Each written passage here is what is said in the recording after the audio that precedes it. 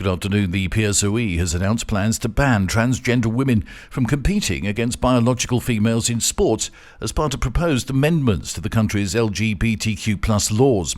The changes, announced during a party congress at the weekend, also include removing the term queer from the LGBTQ+ acronym.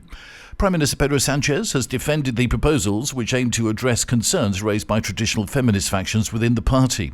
But the planned reforms have ignited a fierce backlash from LGBTQ+ activists and the left-wing coalition partners who accuse the socialists of transphobia and allying with far-right ideology.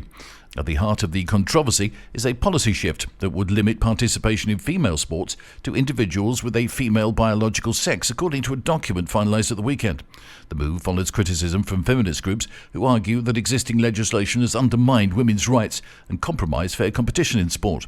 The changes come less than 2 years after the passage of the 2023 Transgender Rights Law, which allows individuals as young as 12 to change their legal gender, albeit with parental or judicial consent for those under 16. The recent storms in Valencia, which resulted in over 200 fatalities, has prompted calls from the civil engineers for the construction of new flood control dams in the region.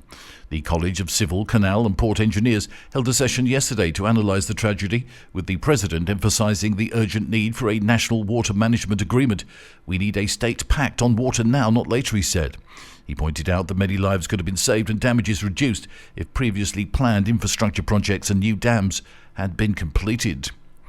Chaos erupted yesterday as hotels, car rental companies and travel agencies attempted to register more personal information about their customers as new tourism laws came into effect. Businesses were required by the new law to provide more than 40 pieces of personal information to the Ministry of the Interior. However, it didn't work.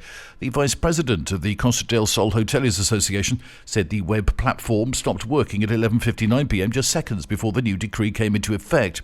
Businesses that do not comply with the rules face fines of between €3,000 and €30,000. And the number of people registering as jobless fell 0.62% in November from a month earlier, or by 16,036 individuals, leaving a total of 2.59 million people out of work, so data from the Labour Ministry showed this morning. The number of jobless people in November was at its lowest for the month since 2007, although the number is higher than the 2.55 million recorded back in June. Spain gained 13,116 net formal jobs in November to 21.3 million, so a separate report from the Social Security Ministry showed. That's the latest from TRE. I'm Bob James.